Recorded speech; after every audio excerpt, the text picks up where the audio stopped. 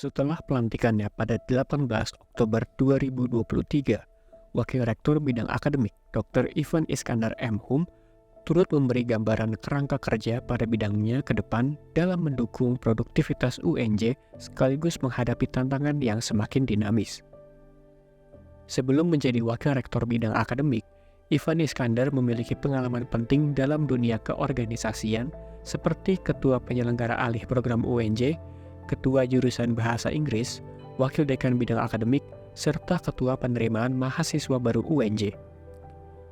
Seorang yang sudah berada di UNJ selama 30 tahun lebih tentu memahami bagaimana UNJ terus bergerak dan melangkah hingga hari ini. Saya melihat perubahan yang cepat gitu ya. Cepatnya itu bagaimana? Saya kuliah tahun 90, kami harus membersihkan sendiri gedung yang sekarang sudah diruntuhkan. Gedung C di sini, kemudian gedung O pindah ke yang tempat jadi syuting Suhogi itu. Kami membersihkan sendiri itu ruangan untuk kuliah tahun 90 gitu ya. Nah, sekarang kita lihat dari segi fisik, gedung itu sudah hilang semua. Masa lalu itu hilang gitu. Dari secara fisik UNJ telah berubah menjadi satu perguruan tinggi yang bermula dari pemekaran UI, FKIP menjadi kemudian IKIP, dan dari IKIP bertransformasi menjadi universitas. Secara fisik berubah sangat luas, secara isi pun mengalami perubahan. Ya. Jadi mahasiswa yang masuk sejak UNJ berubah menjadi dari IKIP menjadi UNJ itu berubah. Ya. Tampilan, kelas sosial ekonomi pun berubah. Dosen yang tadinya sangat guru gitu ya dengan pakaian dan segala macamnya juga berubah dengan banyaknya prodi-prodi non kependidikan gitu ya.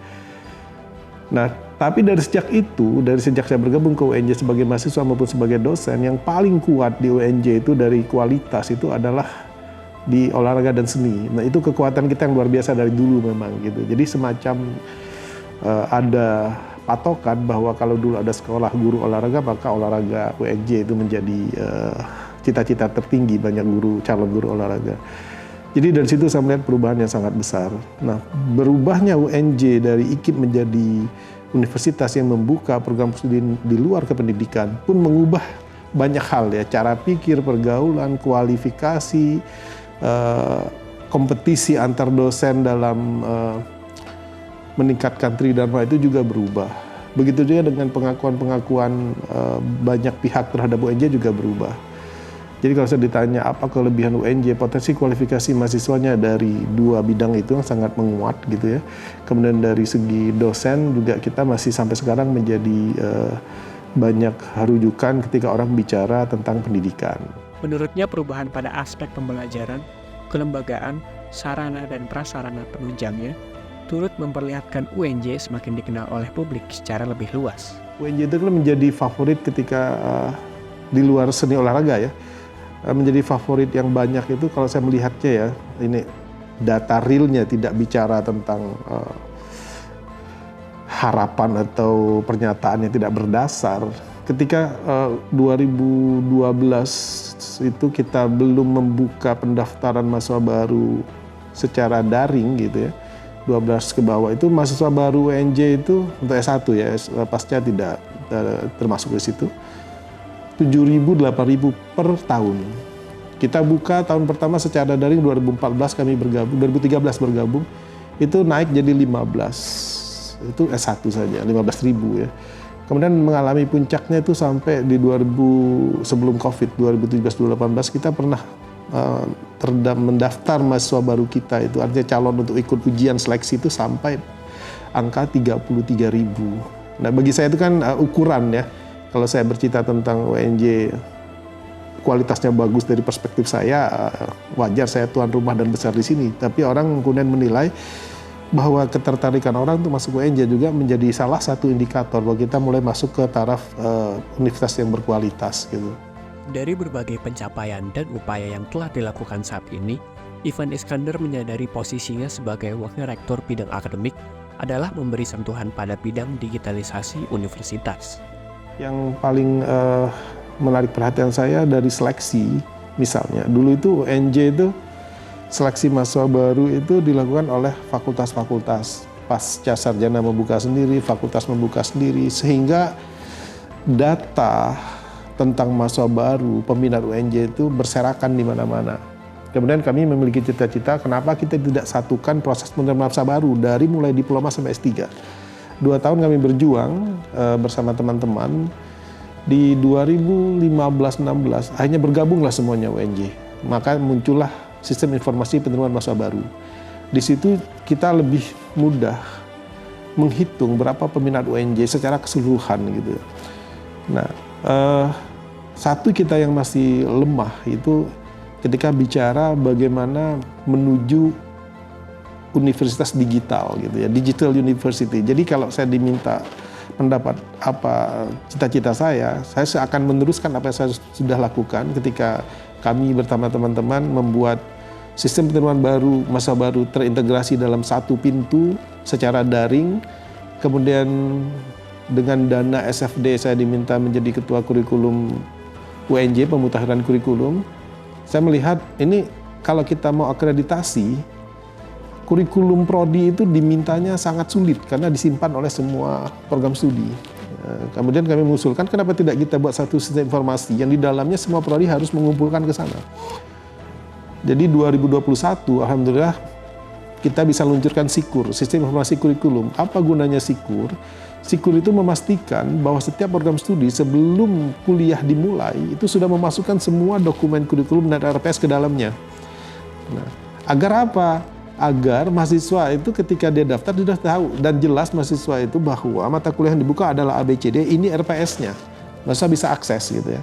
Tapi mengubah budaya digital dari yang sebelumnya bukan digital itu kan bukan perkara mudah. Kita bisa bikin sistemnya, kita ubah sistemnya menjadi digital, tapi orangnya kan harus dididik menjadi digital. Sehingga setelah 2 tahun SIKUR itu ada, saya melihat isinya juga tidak penuh tiap semester. Misalnya sekarang kita di semester 119, kan tidak semua mata kuliah yang ada di semester 119 ini ada RPS-nya di SIKUR. Maka waktu sebelumnya saya minta Pak WR1, Pak masukkan pengisian SIKUR ke dalam kalender akademik. Kalau sudah masuk kalender akademik kan berarti dosen harus memasukkan RPS sebelum mengajar. Nah, tapi sekali lagi itu bukan perkara mudah, maka tentu kemudian saya berpandangan bahwa salah satu yang harus saya lakukan terutama sekali adalah bagaimana melakukan transformasi digital terhadap semua proses penyelenggaraan kegiatan akademik, mulai dari input saat seleksi sampai orang terdaftar di wisuda. Itu dibuat satu sistem data. Di UNJ saya menilainya kita punya banyak sistem informasi. Tiap unit itu punya beberapa sistem informasi. Tapi ketika unit kerja yang lain memerlukan informasi itu, dia harus mengambil dari unit kerja itu. Itu semi manual sebenarnya. Jadi sistem informasi yang ada itu fungsinya hanya baru sebatas untuk pengumpulan data. Jadi kita baru pada dalam level digitalisasi, kita itu baru sampai level pendigitalan data. Jadi belum sampai pada tataran bagaimana data dari tiap sistem informasi terhubung satu sama lain, sehingga setiap kita punya kebutuhan, kita bisa tarik data itu dari semua sistem yang ada. Jadi interkonektivitas sistem antar unit itu yang belum terjadi. Nah itu yang menjadi program jangka pendek saya dari tahun depan gitu ya. Bagaimana sistem tata kelola akademik itu benar-benar digital sehingga tata kelola paperless itu memang terwujud dalam bidang akademik gitu. Nah, selain membenahi digitalisasi universitas menjadi database terintegrasi, bidang akademik menurutnya perlu melakukan sinkronisasi kelembagaan yang terorganisasi dan terstruktur. Dirinya menyebut sinkronisasi kelembagaan ini sudah meraih kesepakatan di bawah koordinasi Wakil Rektor Bidang Akademik dan unit kerja pendukungnya untuk mensukseskan koordinasi kelembagaan menjadi lebih terintegrasi.